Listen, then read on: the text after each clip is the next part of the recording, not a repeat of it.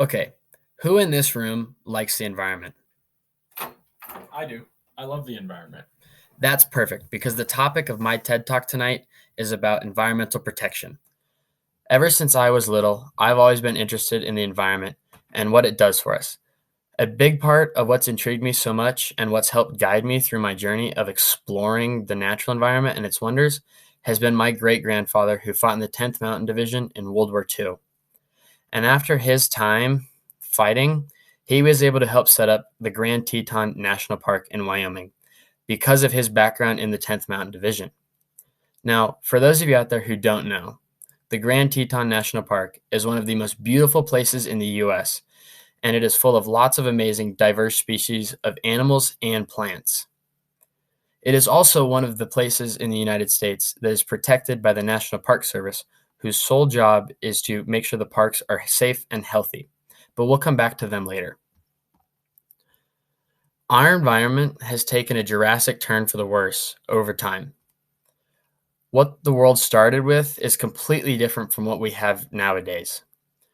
We have taken and used so much of the world's environment, and there is not that much left for us now.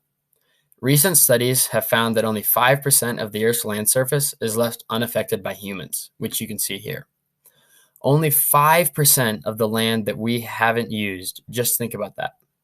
That means that there is barely any land left that is still in its natural state the way it's supposed to be. Now, even though we've affected about 95% of the land, only about 80% of it has actually been used over and over, either for building or collecting resources. About 15% of it has been touched and explored and slightly altered in a few ways, but not too much. So there is only about 5% still untouched and about another 15-ish percent slightly affected. But these numbers are still far too low. This is too much of the earth that has been used up or damaged. Now, there's obviously no way that we can fix this damage and used up land because we have built over it or taken the resources out of the land. But what we can still do is prioritize the protection and conservation of what we still have left today. This is the goal of the National Park Service, to protect what is there naturally, to preserve what we have left. The national parks make up a lot of the untouched 5% land that we do have left. And it is because of this protection that the National Park Service places over them, which we need to continue to prioritize so that we can further protect what we have in its natural beauty. Now, something that we as humans are better about, but not perfect at, is sustaining and supporting the oceans. We do, of course, still have some problems with pollution in the oceans, but it's not as bad considering 95% of the oceans aren't explored yet. But there are visible problems with what we are aware of. One problem that we do see with it is the excessive amount of waste that is ending up and collecting in the oceans, which you can see here. This is what we nowadays call a trash pile or a landfill in the water, which is basically just a big piled up trash island that just floats around the ocean because we've put it there. Now, obviously, the simple solution to this is to clean up the waste and trash that is piling up across the ocean and take it somewhere else and then prevent waste from ending up back in the ocean ever again. But the only problem with this is we need somewhere to put all of this waste, and we currently don't have that. It is being looked into, but the space to put it has not been found yet. But that also goes to show you how much waste there is in the ocean and how little room that we have for it. Another big example of the ocean pollution is coral bleaching. This is where water temperatures get too hot and cause the coral to release the algae that sits inside of it, and now the coral turns white. Now, you might be thinking, what does temperature have to do with pollution? Now, what it really does, or is caused from, is global warming.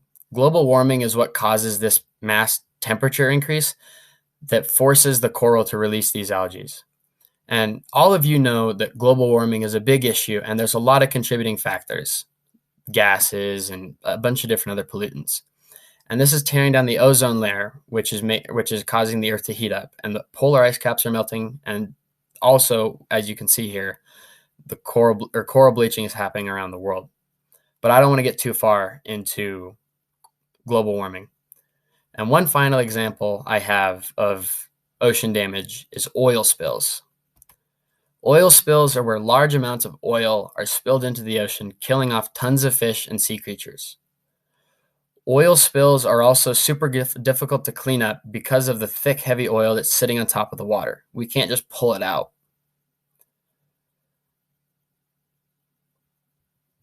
Oil spills cause long-term damage in the area. And in order to fix this, we need to find a better, safer way to not only mine for, but also to transport the oil that we do find across the oceans. So that way it doesn't end up in the oceans. Because oil, when it ends up in the ocean, kills off all of the wildlife that's in the area. All of the fish, all of the different kinds of underwater organisms that are in the area of the oil spill die off within a couple of days because of the damage that the oil causes to them and their environment. The oil that gets into their environment is lethal, and there's no way that these fish and sea creatures can survive this. So ultimately, we need to find a better way to get it from place to place so that it can't end up in the water. So overall, it is important to prioritize keeping and mandating what we have left on land and in the oceans. Because as you can clearly tell, something that looks on land like this and the sea turtles in the water that are like this are a lot better off than land like this and this poor sea turtle that's caught in the net and is going to die.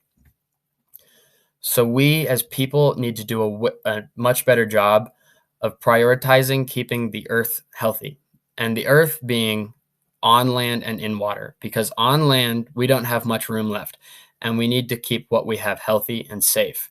Because as you can see here in the picture on the top left with the damage done to the tree and all of the waste that ended up in it, it's horrible, and we cannot have this happening around the world, as it is killing off the land ecosystems and environment of what little we do have left.